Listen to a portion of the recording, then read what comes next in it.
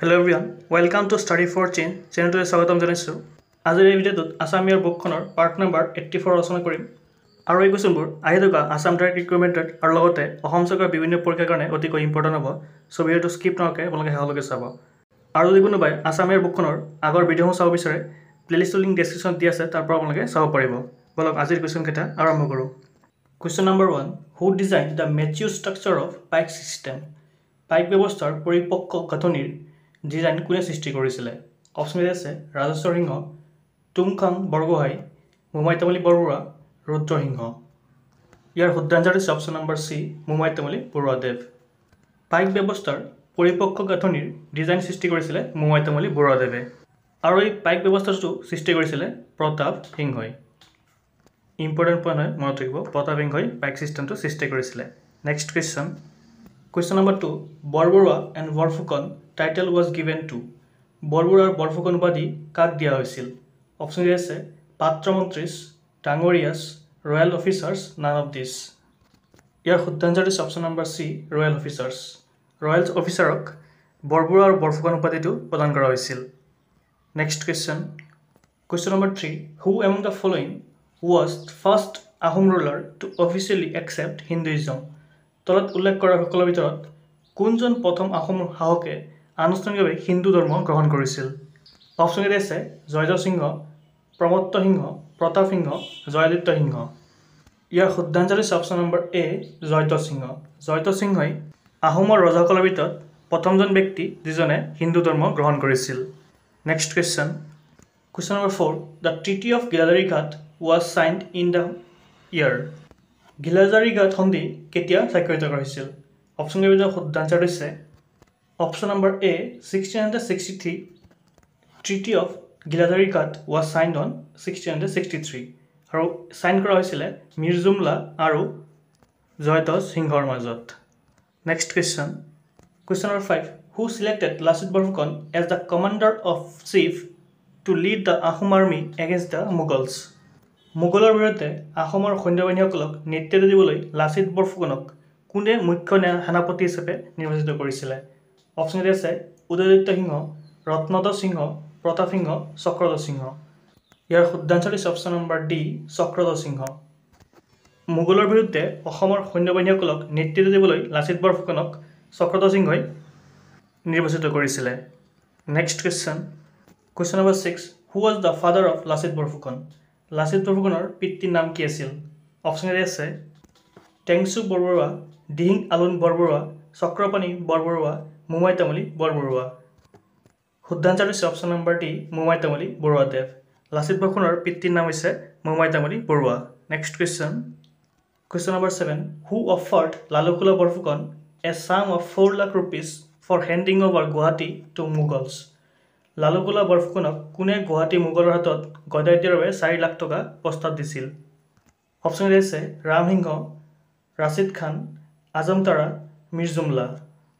ইয়াৰ শুদ্ধ আনচাৰ হৈছে option number C, Azam তাৰা। লালুকুলা বৰফুকনক গুৱাহাটীখন মোগলৰ হাতত গদাই দিয়াৰ বাবে 4 লাখ টকাৰ প্ৰস্তাৱ দিছিলে আজম তাৰাই। Next question. Question number 8, which Ahom king build the temple of on the side of Umananda for tantric worship? কোনজন আহোম ৰজাই উমানন্দ দ্বীপত তান্ত্ৰিক পূজাৰ বাবে মন্দিৰ নিৰ্মাণ কৰিছিলে? অপশ্যন এ আছে প্ৰতাপ সিংহ, ৰুদ্ৰ সিংহ, গদাধৰ সিংহ, চুকাফা। ইয়াৰ শুদ্ধ আনচাৰ হৈছে অপশ্যন নম্বৰ চি, গদাধৰ সিংহ। গদাধৰ সিংহই উমানন্দ দ্বীপত থকা উমানন্দ মন্দিৰখন তান্ত্ৰিক পূজাৰ বাবে নিৰ্মাণ কৰিছিলে। Next question. Question number 9, what is the name of the final battle between Ahoms and the Mughals? Ahom আৰু মোগলৰ মাজত হোৱা চূড়ান্ত যুদ্ধখনৰ নাম কি আছিল? অপশ্যন এ আছে battle of Itakhuli, battle of Rangamati, battle of Alaboi, battle of Saraighat. ইয়াৰ শুদ্ধ আনচাৰ হৈছে option number A, battle of Itakhuli. ইটাখলিৰ যুদ্ধখন হৈছে আহোম আৰু মোগলৰ মাজত হোৱা লাষ্টৰখন যুদ্ধ।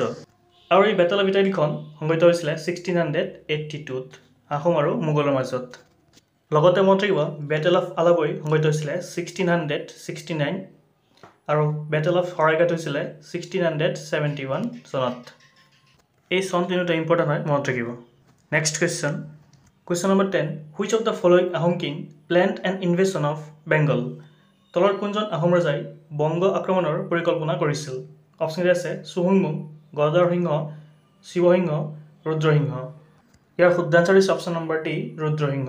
ৰুদ্ৰসিংহই বেংগল আক্ৰমণৰ পৰিকল্পনা কৰিছিল।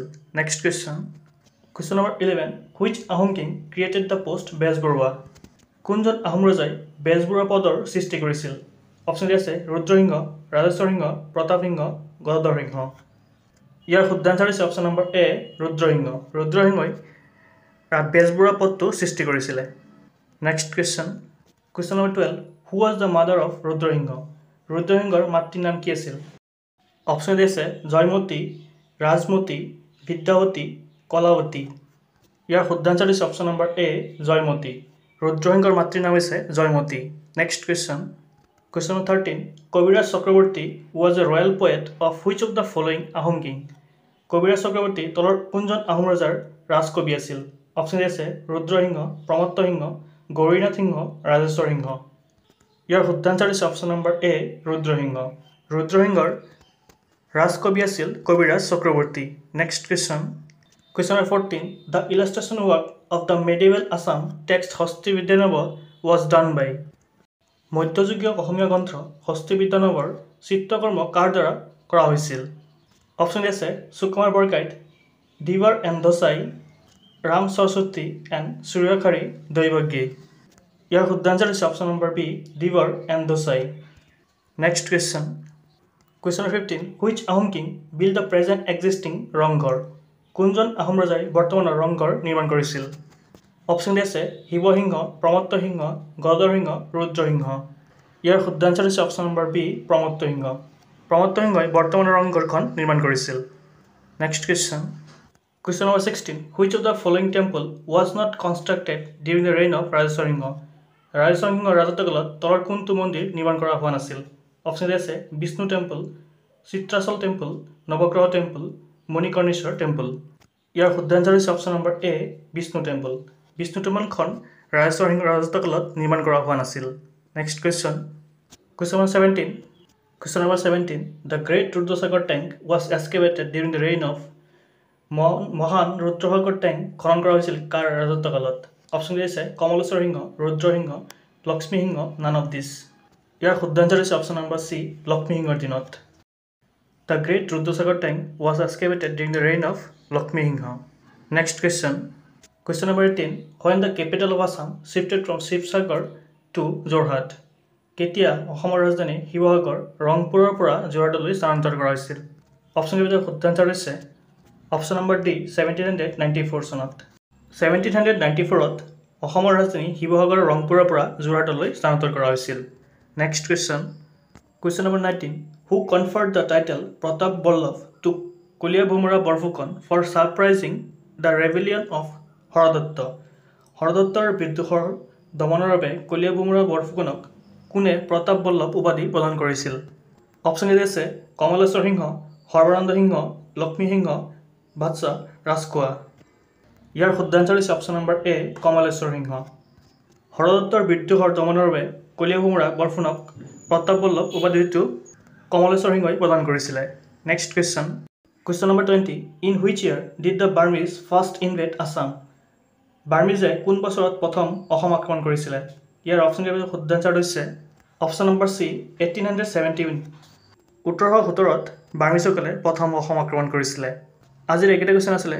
যদি ভিডিঅ'টো চাই ভাল লাগিছে প্লিজ লাইক, শ্বেয়াৰ, ছাবস্ক্ৰাইব কৰিব আৰু আগৰ ভিডিঅ' পাই থাকিবলৈ। থেংক ইউ ফৰ ৱাচিং।